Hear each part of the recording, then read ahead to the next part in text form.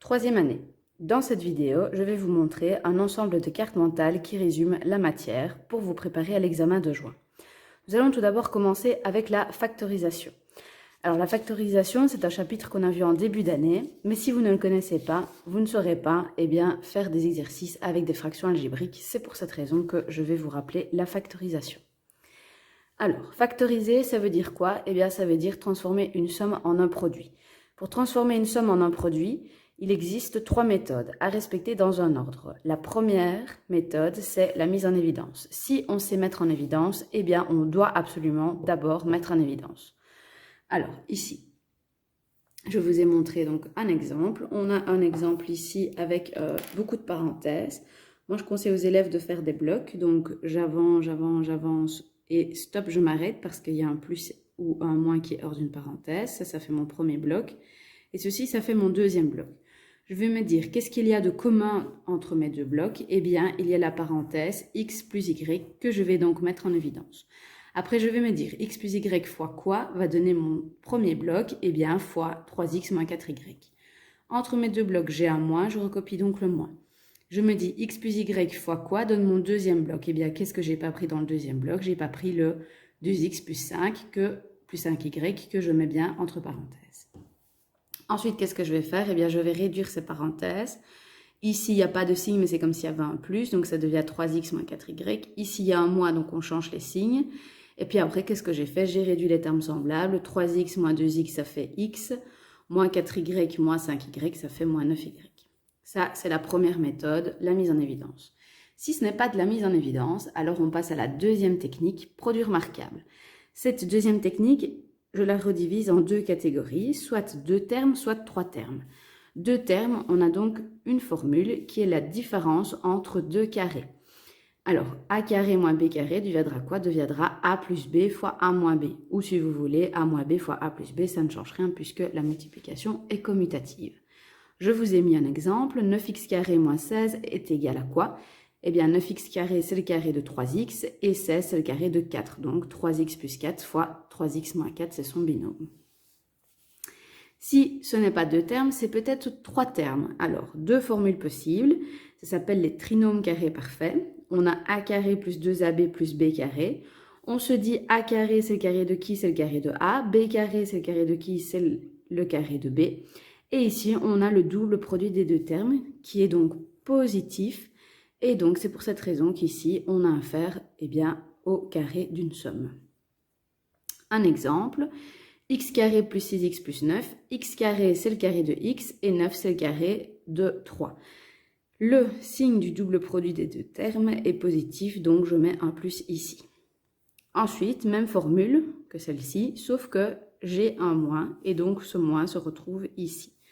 Exemple, 4x carré, c'est le carré de 2x, 25, c'est le carré de 5, et le double produit des deux termes est négatif, donc c'est négatif. Attention, évidemment, toujours bien rendre vos polynômes ROC. Je rappelle ce que ça veut dire. ROC, c'est réduit ordonné complet. Pour faire ce genre d'exercice, c'est beaucoup plus facile. Ainsi, le premier et le dernier terme seront toujours les carrés. Parfait. D'accord? Ici, c'est le cas aussi. Alors, si ce n'est pas un produit remarquable, alors on passera à la dernière technique, c'est-à-dire ordinaire. Alors, voici un exemple, x carré plus 5x plus 6. On va chercher les diviseurs du terme indépendant. Les diviseurs de 6 sont donc 1, 2, 3, 6. On prend également les nombres négatifs, moins 1, moins 2, moins 3, moins 6. Vous cherchez la valeur qui va annuler le polynôme. Alors, soit vous utilisez la calculette, soit vous remplacez chaque chaque fois le x par le nombre proposé jusqu'à ce que ça fasse 0. La valeur qui fonctionne, on gagne du temps, c'est moins 2, donc je mets moins 2 ici. Là-bas, j'indique les coefficients de mon polynôme. Et le terme indépendant, je le mets tout seul dans son coin. On descend d'abord le premier nombre ici, et puis on va multiplier 1 fois moins 2, 5 plus moins 2, 3, 3 fois moins 2, moins 6, 6 plus moins 6, 0. On va réécrire notre polynôme sous sa forme factorisée, donc sous la forme d'un produit. On prend l'opposé ici de moins 2, c'est-à-dire plus 2, et on note un petit x devant. Ici, de base, mon polynôme était du deuxième degré. Ça veut dire que mon quotient, qui est ici, doit être du premier degré. Donc, en fait, ici, c'est 1x plus 3. Donc, en fait, ici, c'est 1x plus 3 là-bas. D'accord? Je n'ai pas noté le 1 parce que ce n'est pas nécessaire, mais si ça vous rassure, vous pouvez le faire. Passons maintenant aux fractions algébriques. Ce chapitre est constitué de plusieurs parties. Les conditions d'existence, les simplifications, les produits, les quotients, sommes et différences, équations. Alors, les conditions d'existence, c'est quoi? Eh bien, une fraction n'existe pas si son dénominateur vaut 0. Vous pouvez prendre votre calculette, taper 5 divisé par 0, ça ne fonctionnera pas. Ici, c'est le même délire. On va donc établir des conditions d'existence. Pourquoi? Parce que x, en prenant certaines valeurs, pourrait donner un dénominateur qui vaut 0, et donc ma fraction pourrait ne pas exister. Du coup, on se dit, dans quel cas est-ce que x carré moins 25 est différent de 0? Ici, c'est un polynôme du deuxième degré, je factorise, c'est une différence entre deux carrés, ça devient donc x plus 5 fois x moins 5 différent de 0. Après, du coup, ça donne deux valeurs à rejeter, x différent de moins 5 et x différent de 5, puisque je résous ça comme une petite équation. Je me dis dans quel cas est-ce que x plus 5 va être différent de 0, et dans quel cas est-ce que x moins 5 va être différent de 0. Ensuite, ça, c'était pour vous expliquer les conditions d'existence. Si dans la consigne, votre professeur vous demande de simplifier une fraction, vous devez d'abord prendre votre fraction et donner la condition d'existence. Donc, on prend le dénominateur et on se dit dans quel cas est-ce que c'est différent de 0. Ici, c'est encore une fois un polynôme du deuxième degré. On factorise, c'est une différence entre deux carrés. Ça devient donc x plus 3 fois x moins 3 différent de 0. Ça apporte deux valeurs à rejeter, x différent de moins 3 et x différent de 3. Une fois que les CE sont faites, que doit-on faire? Eh bien, on doit factoriser numérateur et dénominateur. Pour factoriser le numérateur, eh bien, première question à se poser, c'est est-ce que c'est de la mise en évidence? Oui, donc on met en évidence le 3, il reste donc x plus 3. Pour factoriser le dénominateur, je n'ai même pas besoin de réfléchir, il suffit d'aller reprendre la forme factorisée qui est ici. Donc je recopie, et puis après je peux simplifier les x plus 3 avec les x plus 3. Du coup, il me reste 3 sur x moins 3. Ensuite, passons au produit. À savoir que le produit, eh bien, c'est donc une multiplication, et que quand vous étiez en primaire, la multiplication, vous pouviez la noter sous la forme d'un fois avec une petite croix. Et bien donc du coup, c'est pour cette raison que vous devez retenir que l'on peut simplifier en diagonale. Mais on peut également simplifier verticalement, jamais horizontalement. Alors, dans certaines écoles, on demande aux élèves d'émettre les conditions d'existence. Ici, moi, pour mes élèves, je ne leur demande pas, il y a déjà bien assez à faire. Alors, du coup, que devez-vous faire? Eh bien, on doit factoriser les numérateurs et les dénominateurs. Ici, 3x carré moins 12x plus 12. On met en évidence, on met donc en évidence 3, il restera donc x carré moins 4x plus 4. Ensuite, le dénominateur, on le factorise, ce n'est pas de la mise en évidence, ce n'est pas un produit remarquable, c'est donc ordinaire. J'ai fait la petite grille ici d'ordinaire que je n'explique pas pour gagner du temps. Mais ça devient donc x plus 2 fois x moins 5, donc je remplace ici mon dénominateur par ça. X moins 5, ça reste x moins 5, et 6x moins 12, c'est de la mise en évidence. J'ai donc mis 6 en évidence, il reste x moins 2 entre parenthèses. Je passe donc à la simplification, mais avant ça, je dois encore faire quelque chose. Je constate qu'ici, dans ma parenthèse, en fait, je sais encore factoriser. X carré moins 4x plus 4, c'est un produit remarquable, c'est un trinôme carré parfait. Ça devient donc x moins 2 au carré. Je passe donc maintenant à ma simplification. Je peux donc simplifier en croix, d'accord, ou verticalement. X moins 2, je le simplifie avec le carré. Le 3, je le simplifie ici avec le 6. Il reste donc 1 et 2. Et x moins 5, je le simplifie avec x moins 5. Conclusion, que me reste-t-il? Eh bien, x moins 2 au niveau des numérateurs et au dénominateur 2 fois la parenthèse x plus 2. Moi, je préfère mettre le nombre devant, c'est plus joli. Passons maintenant au quotient. Alors ici, pour l'exemple avec le quotient, je vous ai également mis un exercice où on devait respecter les priorités des opérations. Comme ça, on faisait un mélange de deux techniques. Alors ici, quand on voit l'exercice, eh bien, on se rend compte qu'on doit d'abord calculer l'intérieur de la parenthèse avant d'effectuer la division. Ici, on a affaire à une somme, enfin une différence entre deux fractions. Je vais donc chercher le dénominateur commun entre x et 2, c'est donc 2x. Je vais donc mettre deux fractions sur 2x. Pour passer de x à 2x, je fais fois 2, donc 1 fois 2, 2. Pour passer de 2 à 2x, j'ai fait fois x, donc 1 fois x, x. Je recopie ma deuxième fraction. Je vais maintenant mettre ici ma parenthèse, le tout sur le même dénominateur. Ça veut dire que j'ai 2 moins x sur 2x divisé par x moins 2 sur 4x. Alors, qu'est-ce que je vais faire maintenant? Eh bien, je vais conserver ma première fraction. Je vais transformer le divisé en fois. Et puis, qu'est-ce que je vais faire? Je vais prendre l'inverse de la seconde fraction. Donc ici, j'ai inversé numérateur et dénominateur. Et donc ici, je vous ai remis le mode de simplification puisqu'on revient en fait au produit. Et donc, ce n'est que lorsqu'on a transformé mon quotient en produit que l'on peut simplifier. Et donc, du coup, ici, j'ai simplifié. Attention, petite technique un peu plus subtile. Ici, j'avais 2 moins x, alors que là, j'avais x moins 2. Mais il y a une petite technique qui dit qu'on peut transformer le 2 moins x en x moins 2, à condition de mettre un moins en évidence. Du coup, je simplifie ici x moins 2, mais il me reste un moins. Du coup, ici, j'ai moins 1 fois 2. Donc, moins 1 fois 2, ça fait moins 2. Et au niveau des dénominateurs, il ne me restait plus que des 1. Ensuite, passons maintenant aux sommes et différences. Sommes et différences, vous voyez qu'ici, j'ai mis qu'on pouvait simplifier, mais uniquement dans un sens, c'est-à-dire verticalement. Ici, je ne savais rien simplifier.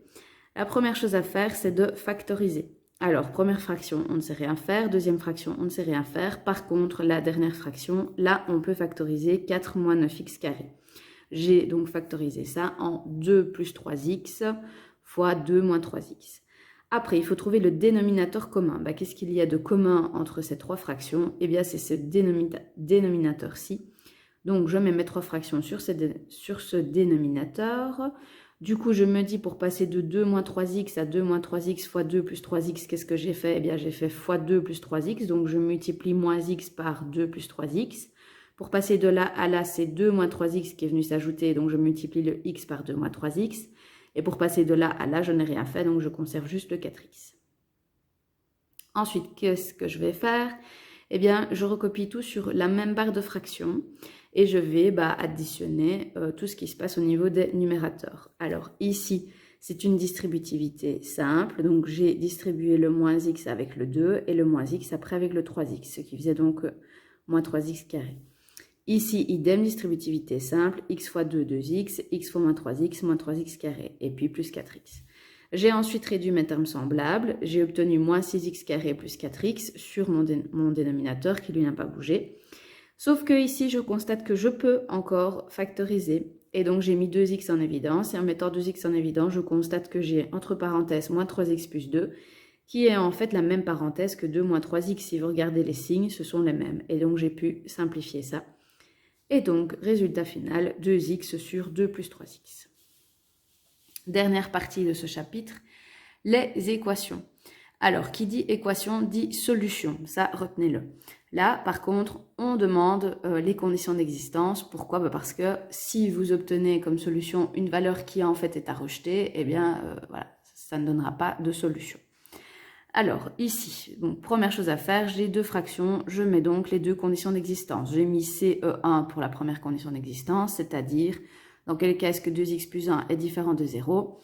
Ici, comme c'est un polynôme du premier degré, je résous ça comme une équation basique. Donc, je me dis que 2x doit être différent de moins 1, donc x doit être différent de moins 1,5. Ça, c'est la première valeur qui est à rejeter. Et puis après, je me dis que je dois faire ma deuxième condition d'existence, c'est-à-dire dans quel cas est-ce que x plus 11 est différent de 0? Eh bien, dans le cas où x est différent de moins 11. Et ça, c'est ma deuxième condition d'existence. Je vais donc maintenant passer à la résolution d'équation. C'est parti, je cherche le dénominateur commun, c'est donc 2x plus 1 fois x plus 11. Je rééquilibre mes deux fractions. Alors, après ici, il se passe quelque chose de magique. Je suis dans une équation, et quand je suis dans une équation et que toutes mes fractions sont sur le même dénominateur, je peux supprimer ce dénominateur commun.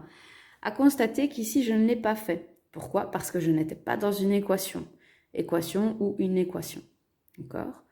Alors, ici, après, qu'est-ce que j'ai fait? Eh bien, j'ai tout simplement calculé. J'avais affaire à une double distributivité, donc j'ai effectué ma double distributivité. J'ai obtenu ceci. Ici, idem, j'avais une double distributivité, j'ai effectué la double distributivité. Après, j'ai mis tous mes termes dans le membre de gauche en faisant déjà des réductions de termes semblables, etc. Je vous passe les étapes. Du coup, j'obtiens moins x carré plus 7x moins 12 est différent de 0. C'est du deuxième degré, il faut factoriser. Ce n'est ni de la mise en évidence, ni un produit remarquable, donc c'est ordinaire. J'ai fait ma petite grille d'ordinaire ici.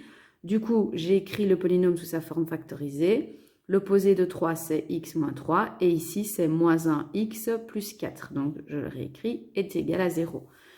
De là, ça m'amène deux valeurs, deux solutions. X est égal à 3 et ici, x est égal à 4. Je vais venir vérifier dans mes conditions d'existence que ces deux valeurs n'étaient pas à rejeter. Ce qui était à rejeter, c'était moins 1,5 et moins 11. Ce n'était pas ce ne sont pas les solutions trouvées, donc du coup on peut mettre S est égal à la solution 3 et à la solution 4. Voilà donc pour les fractions algébriques. Poursuivons cette fois avec la trigonométrie. Trigonométrie, vous devez juste retenir un mot magique, c'est le mot SOHCAHTOA. SO, c'est pour le sinus. Le sinus est égal au côté opposé sur l'hypoténuse. Je rappelle que l'hypoténuse, c'est le côté en face de l'angle droit. Le K pour cosinus, cosinus est égal au côté adjacent sur l'hypoténuse. Et TOA pour la tangente qui, elle, est égale au côté opposé sur le côté adjacent. Alors, deux techniques. Soit vous allez chercher un angle, d'accord? Soit votre prof vous demande de chercher un côté. Alors, commençons avec la première technique où on vous demande de chercher un côté qui, pour moi, est la technique la plus facile. Vous avez donc ici un triangle rectangle évidemment, puisque en troisième, on ne travaille que dans des triangles rectangles avec la trigonométrie. En quatrième, ce sera différent. Ici, je vous donne comme mesure ce côté-ci. Ce côté-ci correspond à l'hypoténuse. Celui-ci, c'est un angle, d'accord? Et moi, je cherche ce côté-ci, c'est-à-dire le côté BC. Donc, je cherche ce côté-là. J'ai écrit le mot SOHCAHTOA et je vais m'aider de ça. Je vais travailler à partir de cet angle-ci. Comment est le côté que je cherche par rapport à l'angle ici? Eh bien, il lui est opposé. Donc, je viens surligner les O parce que ce que je cherche, c'est le côté opposé. Et le côté dont je dispose, c'est celui-ci. Alors, celui-ci, c'est l'hypoténuse. Donc, je viens surligner les H. Quel est le nombre trigonométrique que j'ai surligné deux fois? C'est le sinus. Donc, ma formule, ce sera sinus. J'écris la formule. Sinus de A est égal à son côté opposé, c'est-à-dire BC sur l'hypoténuse. Je viens remplacer. L'angle A vaut 24 degrés, donc je remplace. Le côté BC, c'est mon inconnu, donc je ne remplace pas. Et AB, ça vaut 3. Alors, je vais isoler BC. Pour isoler BC, je vais donc faire le produit de sinus 24 fois 3. Attention sur votre calculette, fermez bien la parenthèse ici, sinon ça ne donnera pas la bonne valeur. Quand on multiplie sinus de 24 degrés fois 3, ça donne 1,22. J'ai arrondi au centième près. Ne pas oublier de mettre l'unité. Ici, c'était en centimètres, donc ce côté-ci est en centimètres également, donc ça fait 1,22. Toujours se dire, est-ce que ma réponse est plausible, oui ou non? Et bien, étant donné que l'hypoténuse mesure 3 cm et que c'est censé être le côté le plus long, si je trouve ici un côté qui vaut 1,22, ma réponse est plausible. Peut-être pas correcte, mais en tout cas, elle est plausible. Donc, ça veut dire que si vous obtenez une valeur qui est plus grande que 3 cm, vous avez fait une connerie quelque part, donc il faut recommencer votre calcul. Ça, c'est quand on cherche un côté. Si maintenant on cherche un angle, alors je vous donne encore une fois un triangle donc rectangle. Ici, je vous donne comme mesure ce côté-ci, AC qui vaut 5 et BC qui vaut 3. Et je cherche l'amplitude de l'angle A. Donc ça, c'est mon inconnu, je cherche l'amplitude de A.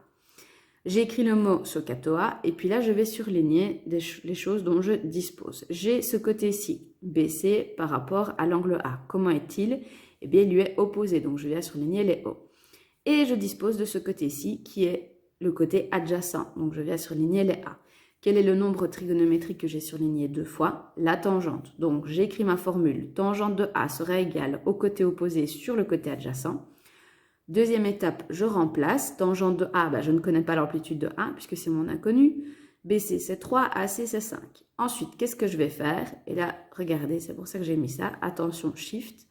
Étant donné que moi, ce que je cherche, c'est l'amplitude de A, je n'en ai rien à faire de la tangente. Donc, je dois la neutraliser. Pour la neutraliser, vous allez appuyer sur votre touche Shift sur la calculette, ce qui va donc faire apparaître arc tangente, d'accord? Donc, Shift puis Tan, ça fait arc tangente de 3/5. Et ici, j'arrondis à l'unité près, ça me donne donc une amplitude de 31 degrés.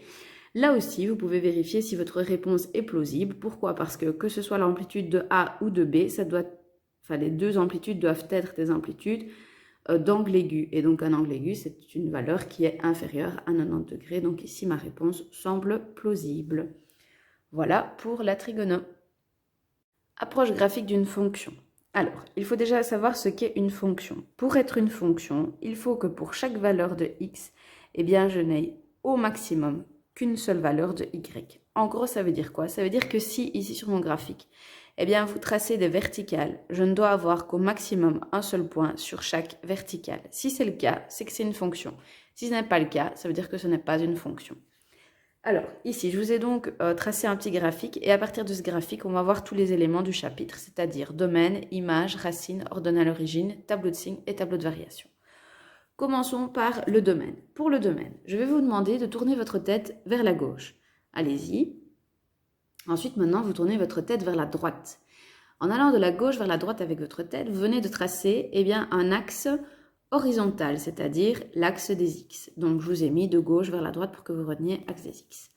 Alors, on va donc regarder où mon graphique commence le plus à gauche. Il commence ici en -3 qui est un point vide. Et où est-ce qu'il se termine le plus à droite? Le plus à droite, ici, on voit que ça continue, donc ça va aller vers l'infini positif. Donc, le domaine, ici, ce sera de -3 qu'on ne prend pas jusque plus l'infini que l'on prend. Ensuite, pour l'image, je continue à vous faire des exercices physiques. Vous allez mettre votre tête, cette fois, vers le bas. Allez-y. Et puis maintenant, vous la montez vers le haut. Là, vous avez tracé un axe vertical, c'est-à-dire l'axe des Y. Du coup, on ne va regarder que la graduation de l'axe des Y. Alors, le point qui est le plus bas, ici, comme ça va vers l'infini, donc ça va vers l'infini négatif. Donc, le point le plus bas, ce sera moins l'infini. Et le point le plus haut, c'est celui-ci, et son ordonnée vaut 2. Donc, l'image, ce sera de moins l'infini qu'on ne prend pas, jusque 2 que l'on prend. Les infinis, on ne peut jamais les atteindre. Ça, c'était pour les 2 premières parties du chapitre. Ensuite, passons aux racines. Alors, dans certaines écoles, on ne dit pas racine, on dit 0, mais c'est pareil. 0 ou racine, c'est la même chose. Les racines, c'est quoi? Je vous ai noté, c'est l'axe des X qui s'intercepte, le petit point, ça veut dire intercepte, avec la fonction. Donc, à quel moment est-ce que ma fonction s'intercepte avec l'axe des X? À cet endroit-ci, celui-ci et celui-là. Donc, j'ai mis les valeurs, -2, 1 et 3. Ça s'appelle les racines. Alors, ensuite, je vais vous demander de trouver l'ordonnée à l'origine. L'ordonnée à l'origine, c'est quoi? C'est l'axe des Y qui s'intercepte avec la fonction. Donc, cette fois, c'est ma fonction, mais qui va s'intercepter avec l'axe des Y. Et donc, il n'y a qu'une seule possibilité là, et c'est ce point-ci, et son ordonnée vaut -2. Donc, il peut y avoir plusieurs racines, mais pas plusieurs ordonnées à l'origine. Pourquoi? Parce que je vous ai expliqué qu'une fonction ne pouvait à chaque fois avoir pour x une seule valeur de y. Alors maintenant, réalisons le tableau de signes et le tableau de variation. Il faut déjà savoir que dans ces 2 tableaux, il y a un seul point commun, et ce point commun, ce sont les bornes du domaine. Vous voyez que j'ai mis bornes du domaine. Alors, on va donc mettre les bornes du domaine. Le domaine, ça va de -3 à plus l'infini. Donc, j'ai mis de -3 à plus l'infini. -3 à plus l'infini. Ça, c'est déjà le point de départ et le point surtout commun entre les 2 tableaux. Après, c'est différent, donc je ne m'occupe plus ici que du tableau de signes.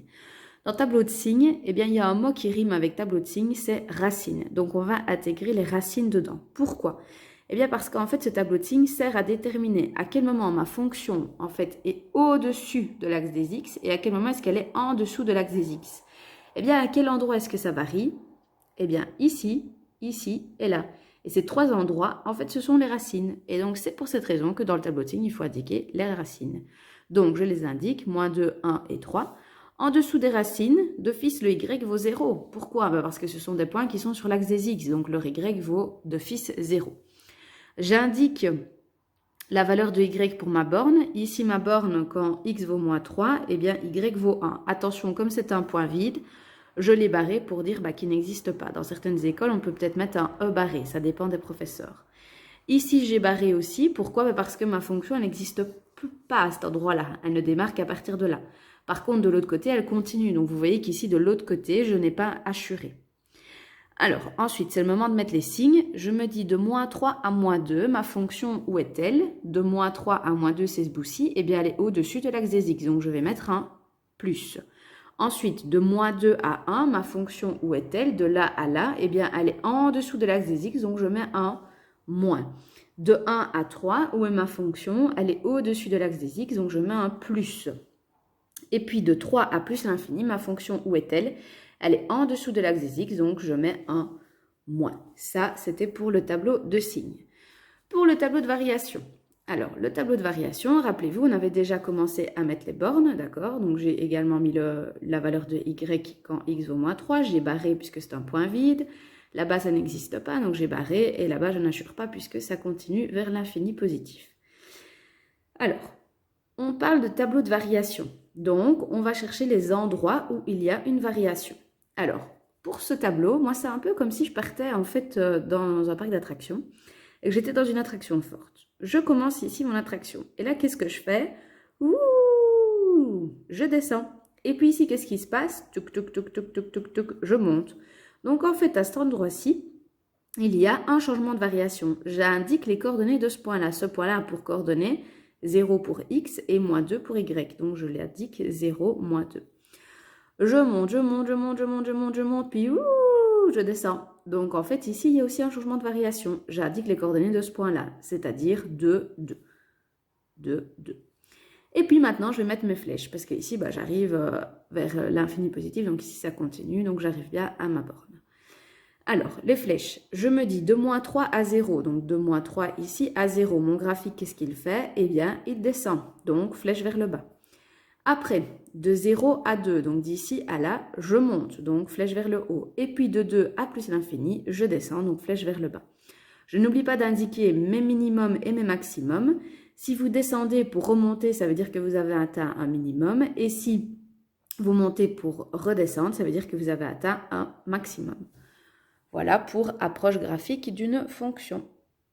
Fonction du premier degré. Alors, fonction du premier degré. Les fonctions du premier degré sont toujours représentées graphiquement par des droites.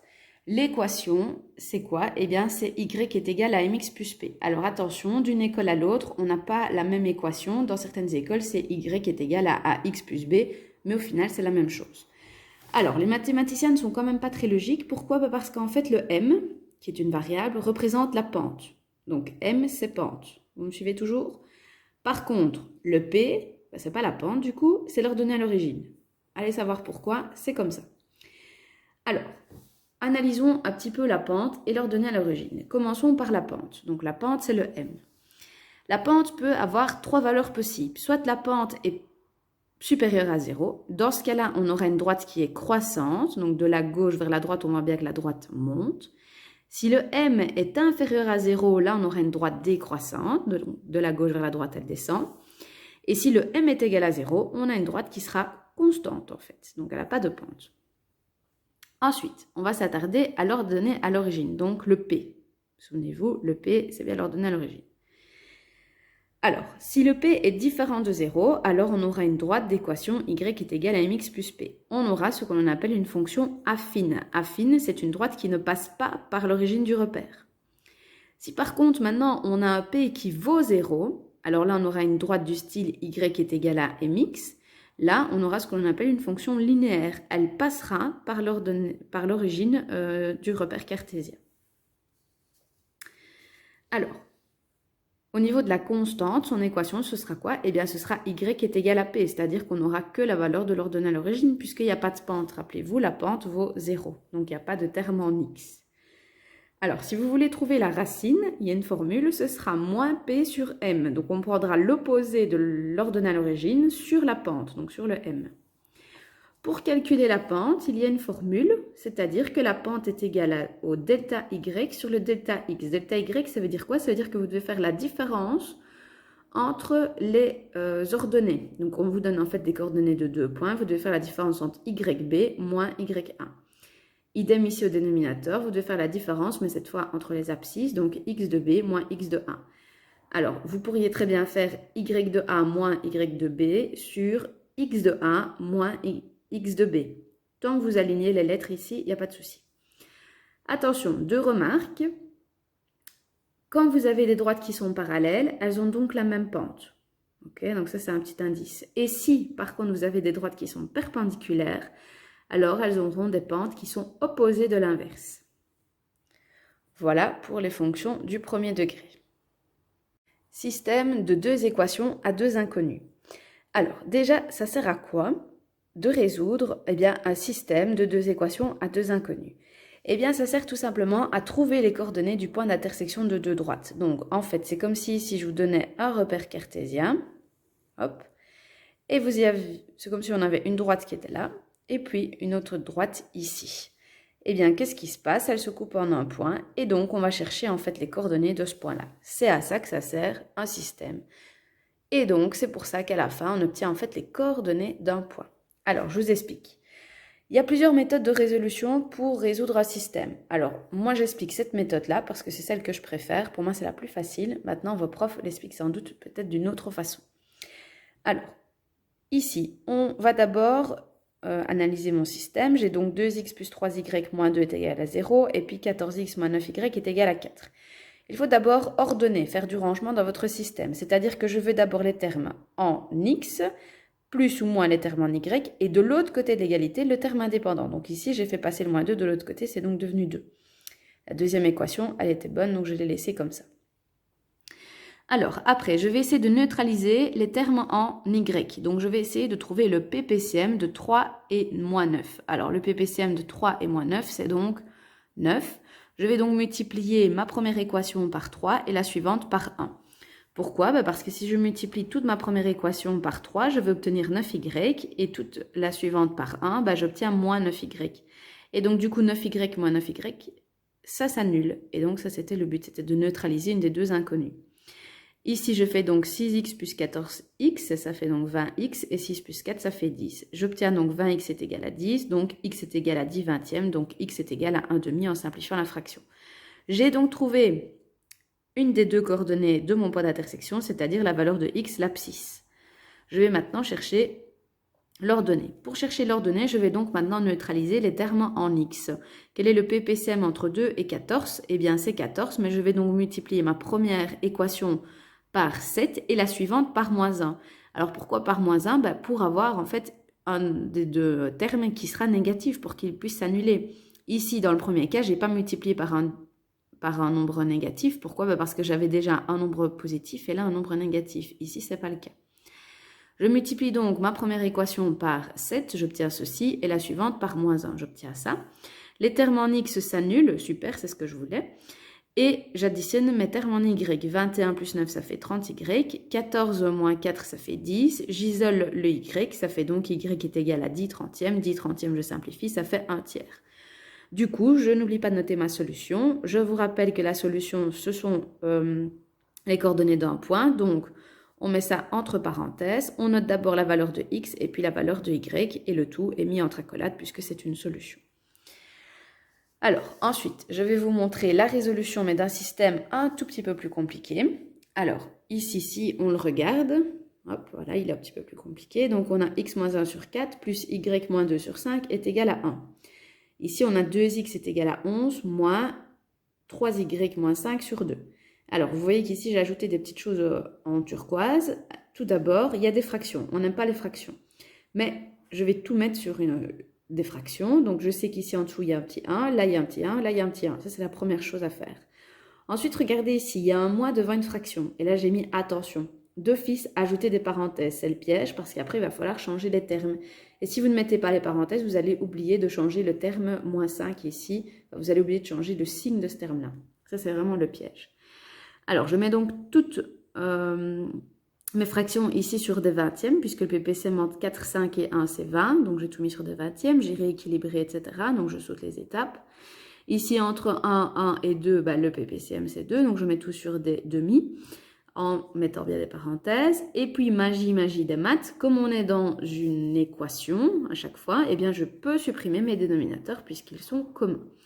Du coup, j'obtiens ceci. Je fais du rangement dans mon système. Je vous rappelle, d'abord les termes en x, puis les termes en y est égal au terme indépendant. Et j'obtiens donc ceci. Et puis après, c'est de nouveau la même résolution que ce que je vous ai expliqué de ce côté-ci. Donc, on va d'abord annuler les termes en y en trouvant le PPCM de 4 et 3, c'est-à-dire 12.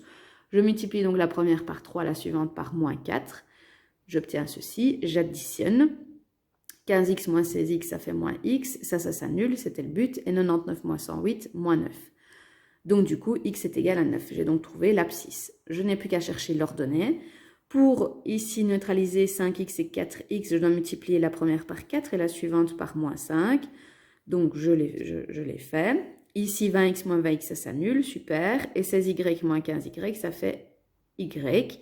Et 132 moins 135, ça fait moins 3. J'ai donc trouvé l'ordonnée. Je n'oublie pas de noter ma solution. S, accolade, parenthèse, puisque ce sont les coordonnées d'un point. D'abord la valeur de x et puis la valeur de y.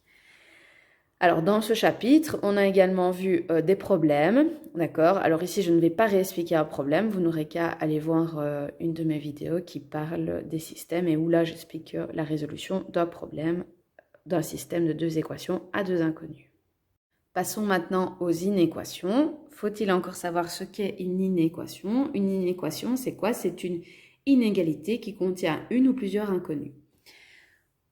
Pour ce chapitre, je vais vous montrer deux exemples, un exemple facile et puis un exemple un peu plus compliqué.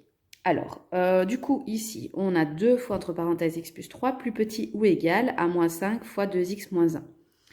Ici, on va résoudre ça comme si c'était une équation, en fait, on ne va pas se compliquer la vie. Et puis après, vous verrez que vers la fin, c'est un petit peu différent d'une équation. Alors ici, on doit donc distribuer, j'ai distribué, donc ça devient donc 2x plus 6. Ici, je distribue, ça devient moins 10x plus 5. Je mets tous mes termes en x à gauche et tous les autres termes à droite. J'obtiens donc 2x plus 10x, ça fait 12x, et 5 moins 6 moins 1. Après, je dois isoler le x, donc je vais devoir faire diviser par 12 de chaque côté. Pas de souci, j'obtiens donc x plus petit ou égal à moins 1/12. Pour noter ma solution, je ne vais pas avoir ici une solution unique, puisque ici on est dans une inéquation, donc on se dit quels sont les nombres qui sont plus petits ou égal à moins 1/12. Donc il y a plein de possibilités. Il y a d'ailleurs une infinité de solutions. Mais il faut les limiter. Donc, on fait une petite droite graduée, on place moins 1/12 qui est donc la valeur de référence. Ici, comme il y a une petite barre en dessous du symbole plus petit ou égal, eh bien on va mettre un point vert ici, parce que ça veut dire qu'on peut prendre la valeur moins 1/12 et où sont situés les nombres qui sont plus petits que moins 1/12, ils sont situés vers la gauche. Donc, je mets du vert vers la gauche. J'indique ma solution. La solution, elle se note toujours de la gauche vers la droite. Donc, le plus à gauche ici, c'est moins l'infini qu'on ne peut pas atteindre, jusque moins 1/2 que l'on prend, puisque c'est un point vert. Alors ici, exemple un peu plus compliqué, on a 2 plus petits que 2x moins 3 sur 2 plus x sur 3. En fait, pourquoi est-ce que c'est plus compliqué? Parce qu'on a des fractions. Mais l'astuce est toujours la même, on va tout mettre sur le même dénominateur et comme on est dans une équation, on pourra supprimer le dénominateur une fois que toutes les fractions seront sur le même dénominateur. Ici, ne pas oublier qu'en dessous du 2, il y a un petit 1, donc ça je l'ai ajouté en couleur. Entre des unièmes, demi et tiers, le PPCM c'est donc 6, donc j'ai tout mis sur 6. Pour passer de 1 à 6, je fais x 6, donc 2 fois 6, 12. Pour passer de 2 à 6, je fais x 3, donc 2x fois 3, 6x, 3 fois 3, 9. Pour passer de 3 à 6, je fais x 2, donc x fois 2, 2x. Alors, je supprime les dénominateurs, j'obtiens ceci. Je mets tous mes termes en x à gauche, tous mes autres nombres à droite. J'obtiens donc moins 8x est égal à moins 21. Alors ici, il y a une petite subtilité, c'est que pour neutraliser ici le moins 8, je vais devoir diviser par moins 8, c'est-à-dire diviser par un nombre négatif. Ici, je devais diviser par un nombre positif. Donc, il n'y avait pas de souci quand on divise par un nombre positif. Par contre, quand on divise par un nombre négatif, le sens de l'inégalité change. Donc ici, c'était plus petit, maintenant ça devient plus grand. Pourquoi? Parce que j'ai divisé par un nombre négatif. Du coup, moins divisé par moins, ça fait plus. Donc ici, j'ai mis 21 huitièmes. Je fais ma droite graduée, je place 21 huitièmes. Ici, contrairement à l'autre exercice, je n'ai pas la petite barre en dessous du symbole plus grand. Donc, je ne peux pas prendre 21 huitièmes, donc point rouge. Et les nombres qui sont plus grands que 21 huitièmes sont situés vers la droite. Je note ma solution de la gauche vers la droite, c'est-à-dire qu'ici, je dois commencer avec 21 huitièmes que je ne peux pas prendre jusque plus l'infini. Voilà pour ce chapitre sur les inéquations. Il y a également des problèmes qui sont possibles avec des inéquations, mais ça, on en a fait donc en classe. Angle et cercle. Alors, pour ce chapitre, on va d'abord faire un petit rappel au niveau du vocabulaire. Alors, ici, on a donc le centre du cercle, le rayon, le diamètre, la corde et l'arc de cercle. Dans ce chapitre, on a vu 2 nouveaux types d'angles, l'angle inscrit et l'angle au centre. Un angle inscrit, c'est quoi? Eh bien, c'est un angle dont le sommet est sur le cercle, donc sur le pourtour, et dont les côtés sont des cordes. Ensuite, on a vu l'angle au centre. Lui, son sommet, c'est le centre du cercle et ses côtés sont des rayons. On a vu 3 propriétés, je vais vous expliquer ces 3 propriétés. La première, c'est une propriété qui relie un angle au centre et un angle inscrit à condition qu'ils interceptent le même arc. Ici, on a donc l'angle au centre et là, on a l'angle inscrit et vous voyez qu'ils interceptent tous les deux cet arc-ci. Et bien, du coup, il y a une propriété qui dit que dans un cercle, l'amplitude d'un angle inscrit, donc ici ABC, serait égale à quoi? À la moitié de l'amplitude de l'angle au centre interceptant le même arc. Tout simplement, on a la même propriété dans l'autre sens où l'amplitude de l'angle au centre vaut du coup le double de l'amplitude de l'angle inscrit s'ils interceptent le même arc. Propriété 2. Cette propriété, elle relie deux angles inscrits mais interceptant le même arc. On a donc ici ABC et ADC qui interceptent tous les deux cet arc-ci. Et bien du coup, ils ont la même amplitude. Propriété 3, là c'est une propriété qui parle d'un triangle inscrit dans un cercle dont le plus grand côté est diamètre. Donc vous voyez bien qu'ici le plus grand côté, c'est le diamètre. Et bien dans ce cas-là, l'amplitude de ABC vaudra 90 degrés. Ça, c'est pour le chapitre angle et cercle. Les figures semblables. Alors, des figures semblables, c'est quoi? Eh bien, ce sont des figures qui ont été soit agrandies ou qui ont été réduites. Elles sont semblables, mais elles ne sont pas superposables. Ça s'appelle des figures isométriques à ne pas confondre. Donc, alors, il y a une première propriété très importante, c'est que des figures semblables ont leur côté homologue de longueur proportionnelle et les angles homologues de même amplitude. Dans ce cas-là, on a ce que l'on appelle un rapport de similitude. Pour trouver ce rapport de similitude, eh bien, le rapport c'est K. Et il faudra quoi? Bien, ce sera le rapport entre la figure image, si vous voulez, et la figure de départ. Trois cas possibles. Si le K est supérieur à 1, ça veut dire qu'il y a eu un agrandissement. Si le K est compris entre 0 et 1, ça veut dire qu'il y aura eu une réduction. Et si le K est égal à 1, c'est qu'il y a eu une isométrie. Il y a 4 cas de similitude possibles pour les triangles. Il y a le CCC, le AA, le CAC et le PPP. Celui que l'on utilise souvent, c'est le AA, notamment pour faire des démonstrations non vues. C'est celui-ci que vous devrez connaître. Le CCC, je l'explique quand même, c'est quand les côtés homologues sont de longueur proportionnelle. Le AA, c'est quand il y a des angles homologues de même amplitude. Alors là, les triangles sont donc semblables. Le CAC, c'est quand ils ont un angle homologue de même amplitude compris entre des côtés homologues de longueur proportionnelle. Et celui que j'appelle le PPP, c'est quand ils ont des côtés homologues parallèles. C'est pour ça que j'ai appelé ça le parallèle, parallèle, parallèle. Voilà.